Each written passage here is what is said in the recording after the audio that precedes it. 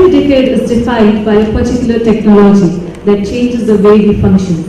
Cloud-based solutions have been duly faced as a technology that is altering the very face of business across the globe. May I call our guest speaker, Mr. Anand Ramachandran, an entrepreneur with over 2 decades of experience and a cloud-based solution enthusiast.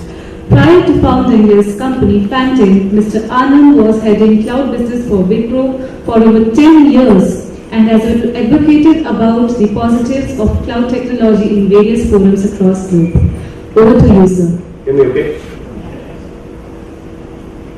Good morning, everybody. In some sense, I'm the worst speaker you could get. You know, I come from Chennai. I've got this thick Madrasi accent, right? How are you doing today? That kind of an accent. And I know many of you make fun of that, right? And the other thing, I then went to the US and I picked up that incredibly irritating Yankee American drawl, right? So you take something bad and add something really worse, and that's your speaker for the day. But hey, what are you going to do? It's raining outside. You're not going to go anywhere. Yeah. It's a great opportunity for me. Thank you for being here. I understand the weather in Mumbai around this time is not great, so it shows the kind of commitment that all of you have to this space. And the first question I think I've got to answer, if I can figure out how to plug this in, is what I am doing here, what I'm doing here. Right? What gives me the right to even spend 15, 20 minutes speaking to you guys. I'm not a HR practitioner. I'm here because I'm really passionate about this subject. And I've done a few things over the last 15 years, which I think gives me an ability to look at HR and look at cloud computing with a unique perspective. And what I hope to do over the next 20, 25 minutes is to share that perspective with you. Let me talk about some of these experiences which I think could be valuable, right? I have sold into customers in India, I've sold into customers in the US. I've been part of large initiatives where customers have taken transformational journeys. Many of the customers I've worked with have embarked on HR journeys where they have put new systems, where they have revamped their HR organization, and all of those things. So I've got a practitioner's insight into some of what we're going to be speaking about. That's one. The second thing is I've had the great pleasure of being in the forefront of driving cloud business for Wipro. 3 years ago, we've all talked about cloud for a while, but 3 years ago, Wipro started getting really, really serious about the cloud business. But then we had to decide what we wanted to focus on, right? Cloud potentially could be such a big thing, and we really didn't have a great clue of what we needed to focus on. So the approach that we took was, hey, let's go where it makes most sense for our business, for our customers, right? Where does cloud have the maximum impact? Where can it drive the maximum value? And we looked at the length and breadth of services that we could potentially offer. We looked at the impact of cloud and all of those things. This portfolio was HR. We're going to be talking potentially, possibly about why we think HR is such a great space and why, this is a great journey for all of you to be embarking on. And finally, a year ago, when I left Wipro, I'm now currently doing a startup called Fantain. We are building a fan engagement portal for sports fans.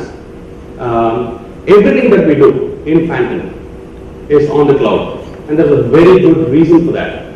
The upfront cost for putting up my systems, right? Whether it is mail, messaging, collaboration, HR, finance, upfront cost for putting up all of my systems and getting my business up and running is zero.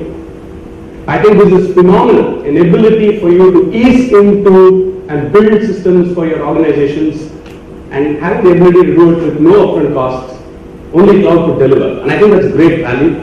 And for those reasons, I think I've got a good perspective on cloud, right? If I'm speaking too fast, too slow, if I'm too loud, please stop me. I'll be happy if at the end of 20 minutes you get something out of these things. So if it's not resonating, if you need me to change that, please let me know. Let's make this an interactive session. We will have time for Q&A at the end of this. We do have time for Q&A. But if there is an incredibly important question that you need to ask at that point in time, I'm perfectly okay. Please raise your hands. All right?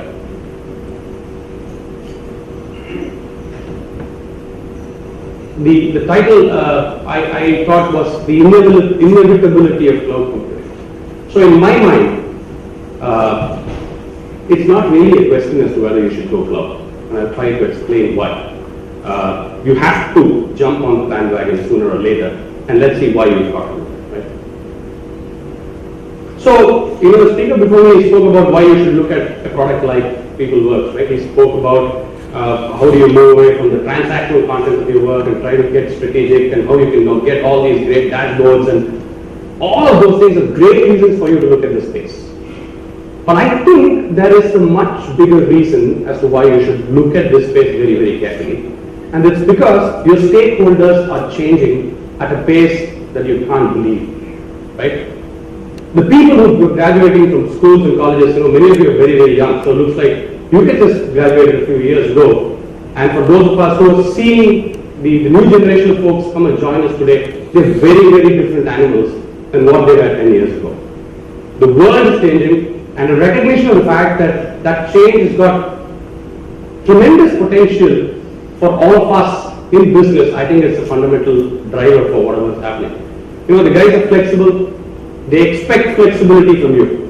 If you're going to hire a guy today from a B school or from engineering school, and you tell him you've got to come to work from 9 to 6, chances are you're going to lose him or her in the next 1 or 2 years. Because these people don't think in terms of a rigid standard of how they've got to work.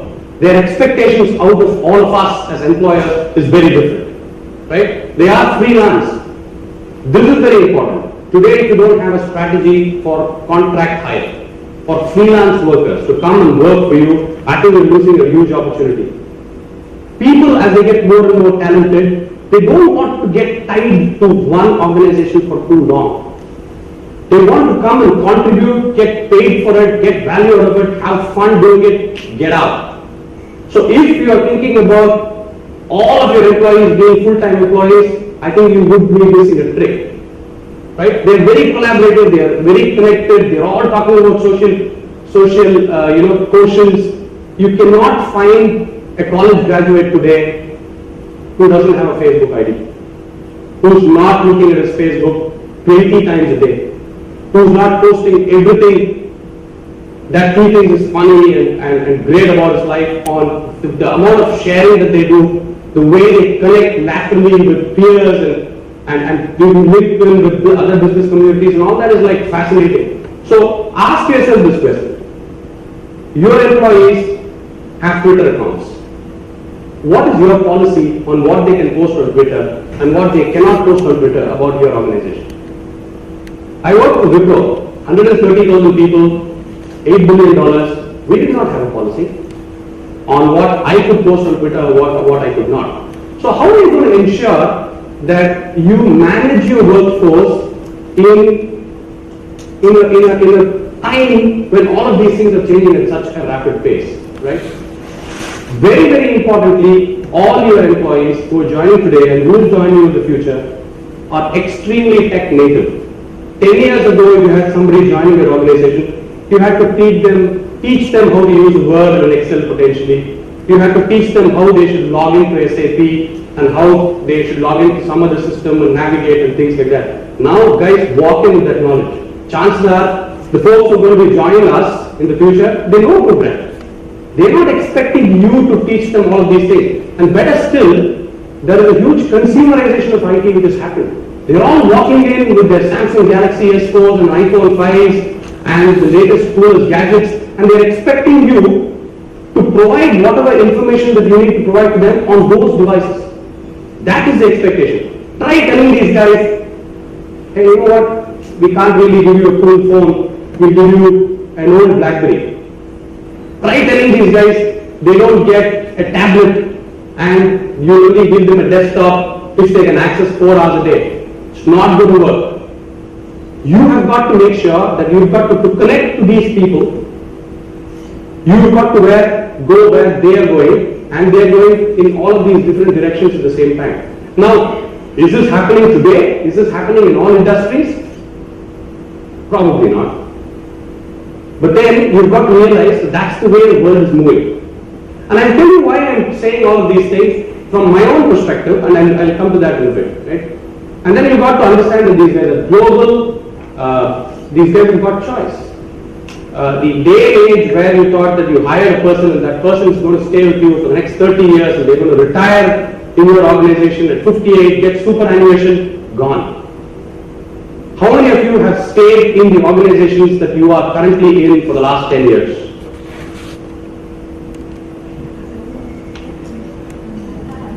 You've been in your firm for 10 years? No, in your current organization, how many of you have spent the last 10 years?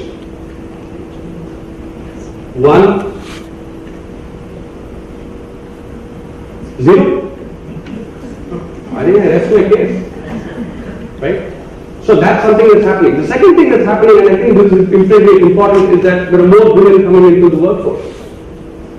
And there's a different take to this on why this is incredibly important.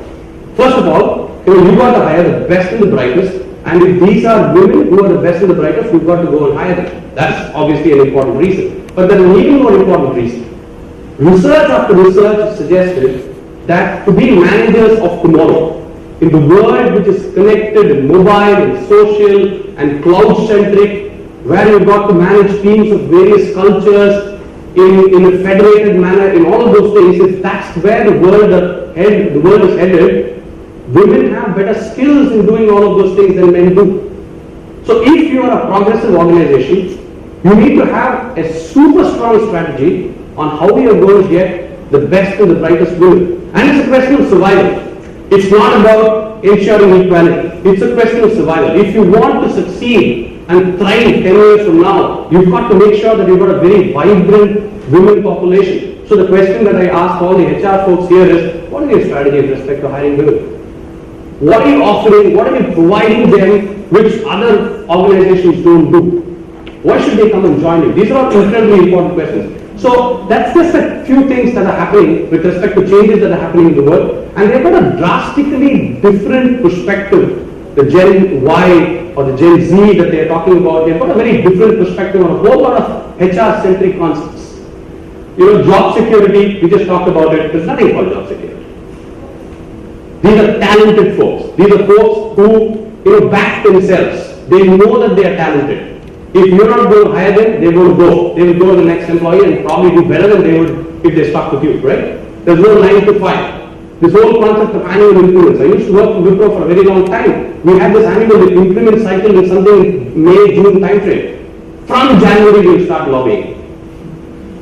Whole lot of us will send in a very loosely worded resignation letter, so that I know that my boss is kind of in pressure. Right? He gets a kitty and he's got to distribute it amongst many of us. So, kind of in pressure to figure out, to know that I get the best deal possible. So, this whole concept of an annual increment, right? All of that, it's getting thrown out the window. If you see somebody is driving value, pay him or her well. If they're driving more value today than they did yesterday, pay them more today than they did yesterday. Not just pay, figure out mechanisms, figure out ways in which you can encourage them to stay with you, stick with you, and keep contributing. Loyalty, employee loyalty, I don't even know if employers expect that anymore.